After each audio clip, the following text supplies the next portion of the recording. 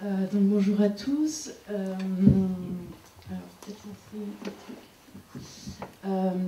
peut-être je travaille sur un projet depuis 2011 qui s'intitule Image vivante, et donc qui se situe comme son nom l'indique à la frontière des arts visuels et de la biologie. Et en fait, par cette notion, je vais explorer les porosités qui peuvent exister entre ces deux domaines. Donc je vais revenir rapidement sur ce qui m'a mené à cette notion. Donc à l'origine, je suis photographe.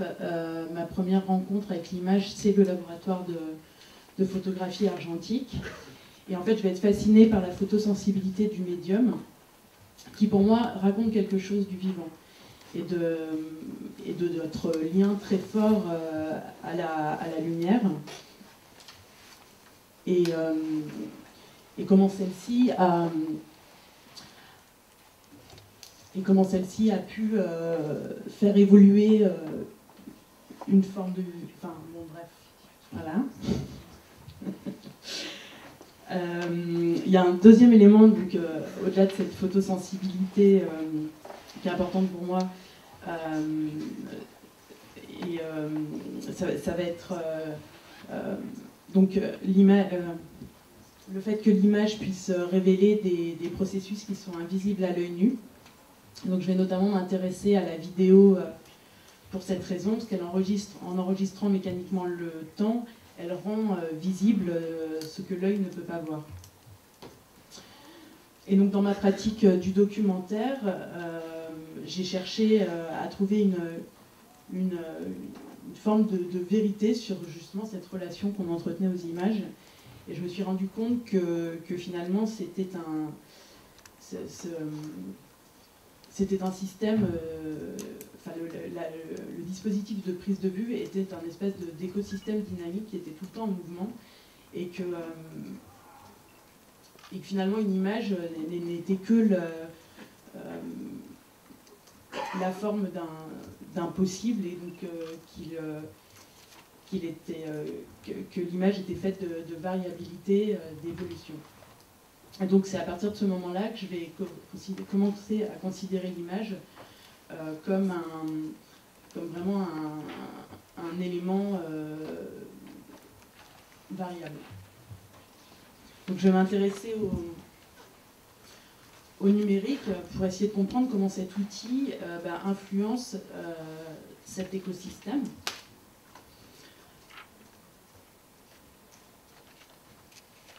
Et je vais passer un peu vite en fait. Voilà. Et en fait, par le...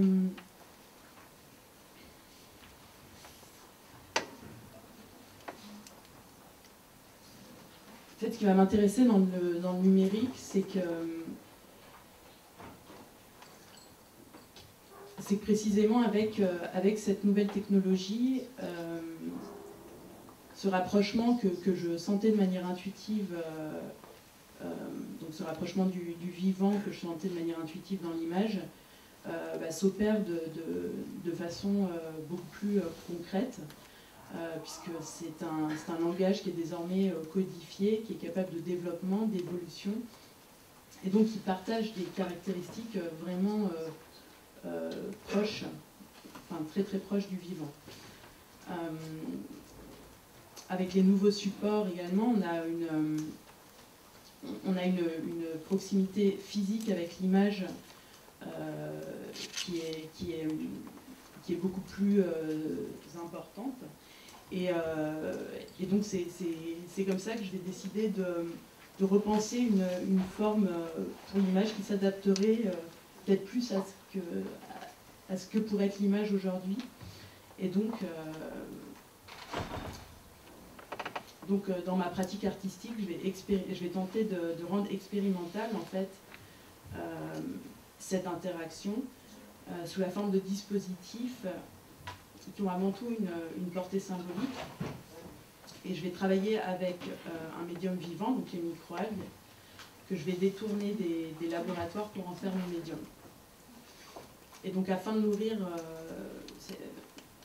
mon travail par une double approche, je vais installer mon atelier dans les laboratoires scientifiques, donc le Muséum d'histoire naturelle, dont Claude vous a parlé tout à l'heure, et puis plus récemment l'Université Pierre et Marie Curie et le Collège de France que vous présentera Thibaut Corallin, du coup, qui coordonne ma thèse. Donc mon premier projet date de 2011, il s'intitule Culture. Donc l'idée de ce projet, c'était de mettre en place la création d'un nouveau type d'image, donc vivante, que j'ai appelée algégraphie. Donc ces images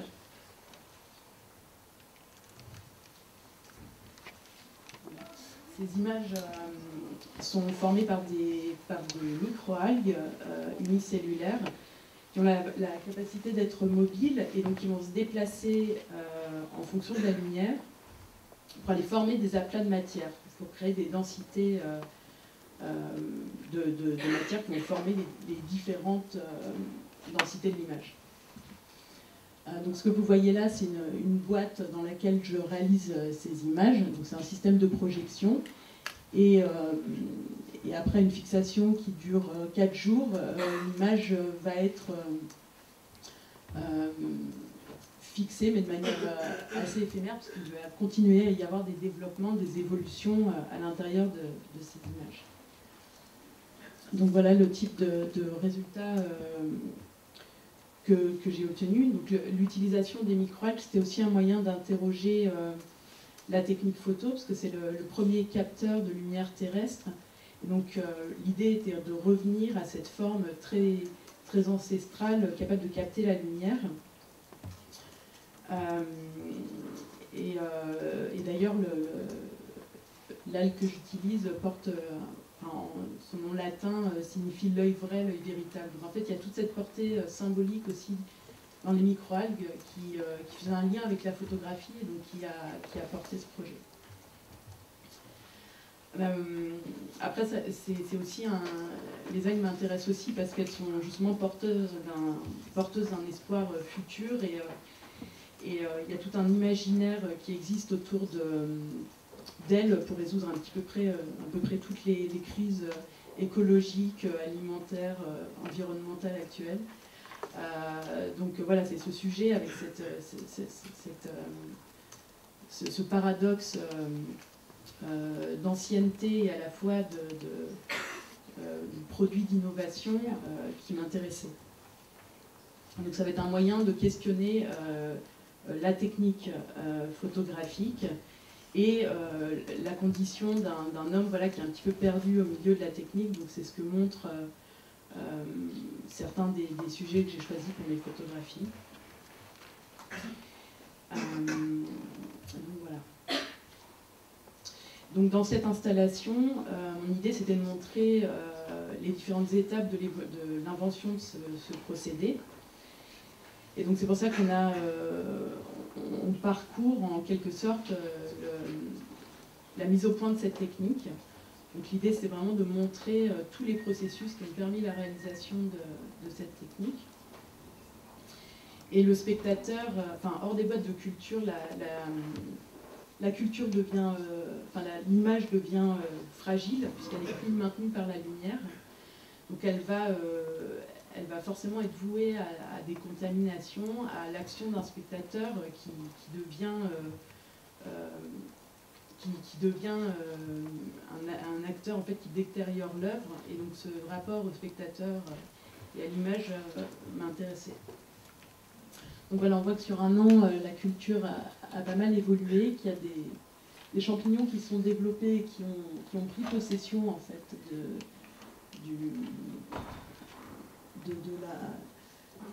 de l'image formée par les algues. Et donc c'est pour ça que dans cette première version de la pièce, j'avais mis des documents photographiques qui attestaient de l'évolution de ces images. Et en fait, le choix de ce document photographique me déplaît un peu, parce que ça devient un objet à part entière, alors que mon idée est vraiment de montrer une image vivante. Donc dans une deuxième version de la pièce, j'ai choisi de produire des algues en continu, enfin des images en continu, pardon. Et en fait, le temps enregistré par l'image, sa détérioration,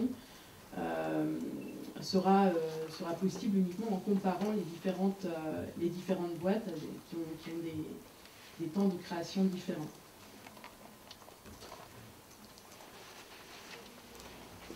Donc voilà, et dans cette même idée d'une production continue, d'une image qui évolue et qui s'actualise, le projet Temps de pause que j'ai réalisé en 2012 montre un aquarium qui est rempli de microalgues photosensibles. Et les algues vont s'organiser en temps réel pour former l'image.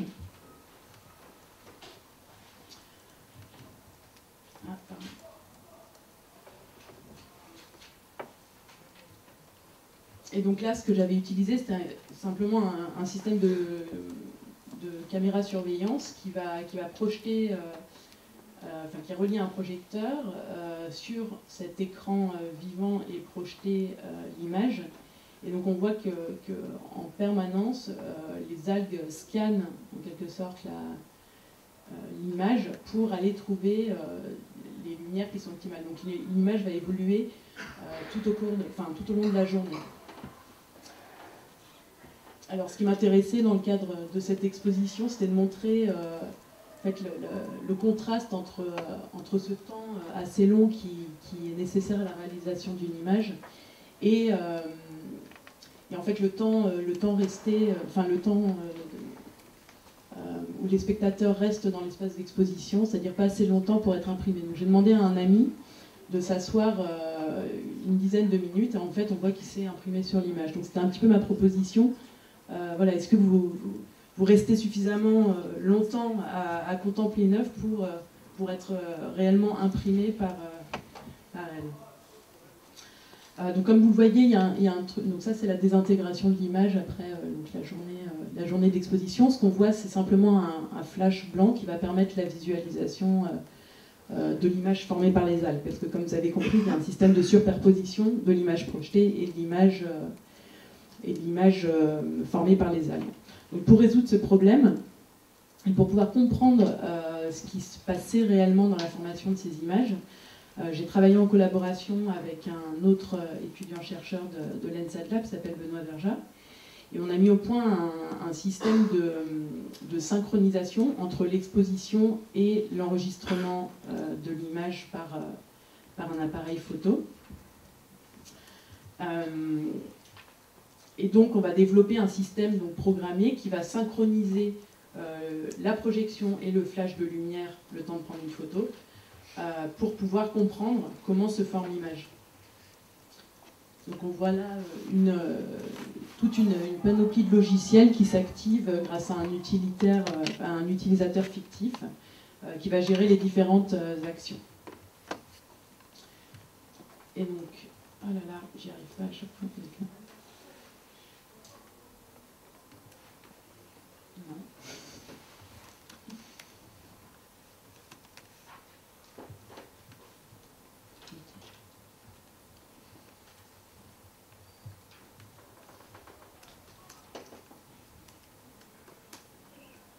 Ah si, c'est bon, ça c'est bon.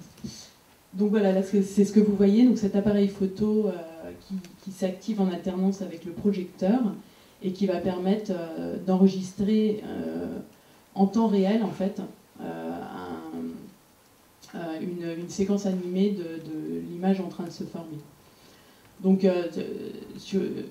on a intégré voilà, un petit système qui était assez important parce que par exemple dans un temps d'exposition, comment on peut rendre compte d'un processus vivant qui est très long, c'est quasiment impossible. Donc du coup, on a intégré au système une animation en fait, qui s'actualise et donc qui va compiler les images et proposer une version de l'animation qui est actualisée à chaque fois. Voilà. Donc ça, c'est le genre d'image qu'on a obtenu.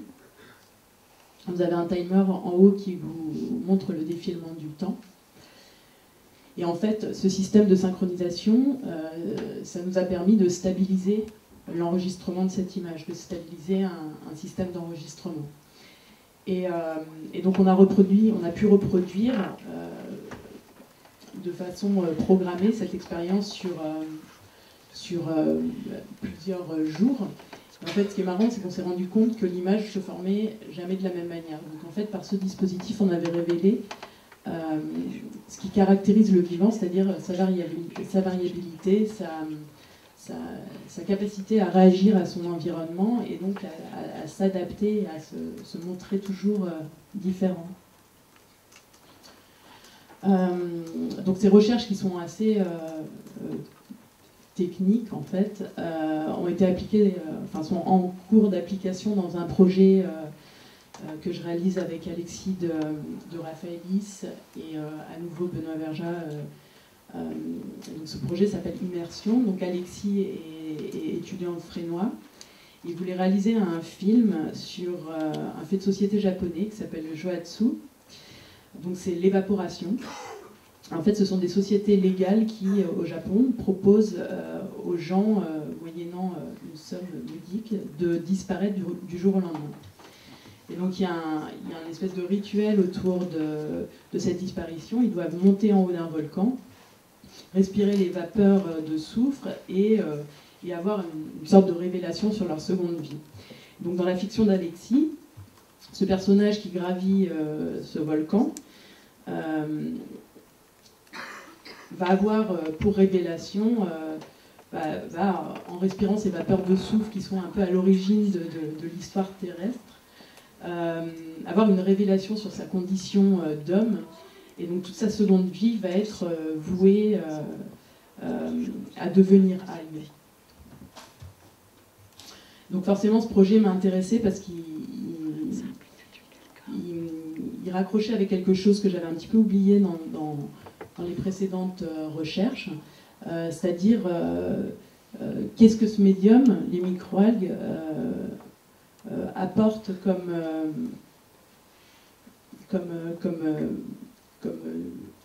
excusez-moi,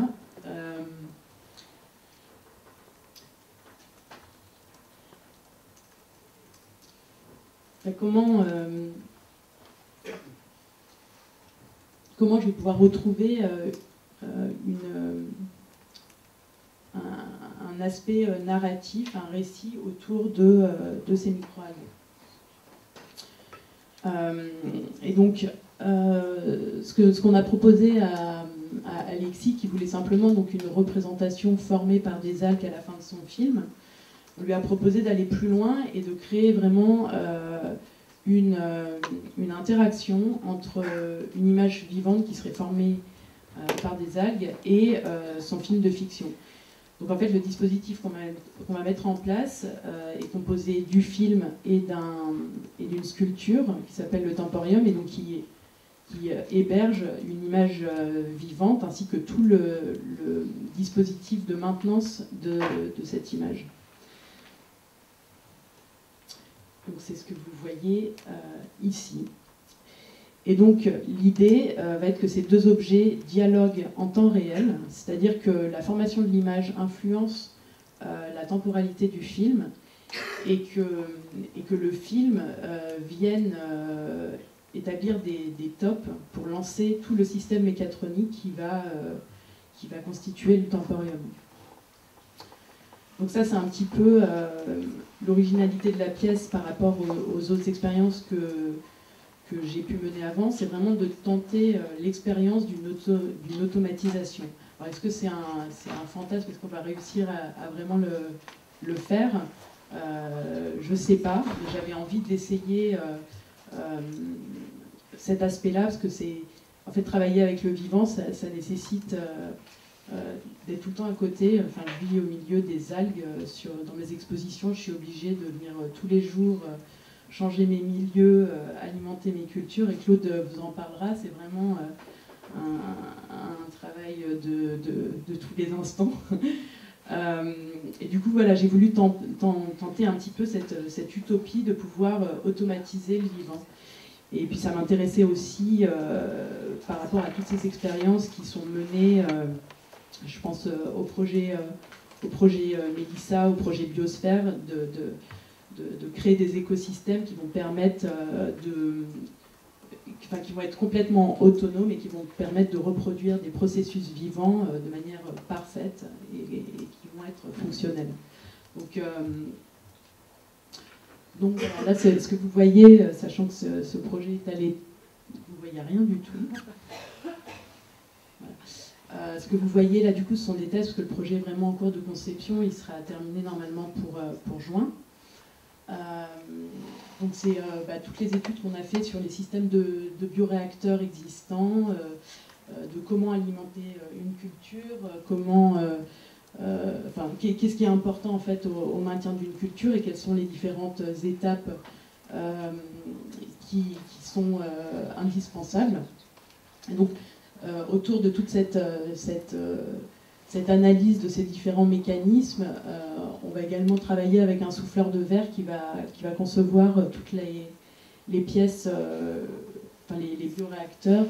Donc l'idée, c'était aussi peut-être de se poser la question de ces formes existantes et de comment on peut peut-être réinventer ces formes en fonction d'un but qui est un petit peu différent, parce qu'il ne s'agit pas juste de cultiver des algues, il s'agit aussi que ces objets aient un pouvoir symbolique et soient capables de raconter quelque chose. Oui, j'arrête ? Alors j'arrête. Et donc voilà, ça c'est le souffleur de verre dont je vous parlais. Et puis voilà, donc si vous voulez voir la pièce, il sera présenté donc au Frénois à la fin de l'année et au Festival d'art visuel de Vevey en Suisse. On peut encore te voir à la Cité des Arts, je crois. Non, c'est fini. En fait, à la Cité des Arts, c'est un workshop justement sur ce projet, un workshop public où on exposait et on travaillait dans le lieu d'exposition. Voilà. Et j'ai pas pu vous montrer du coup, mais c'est pas grave. Merci beaucoup.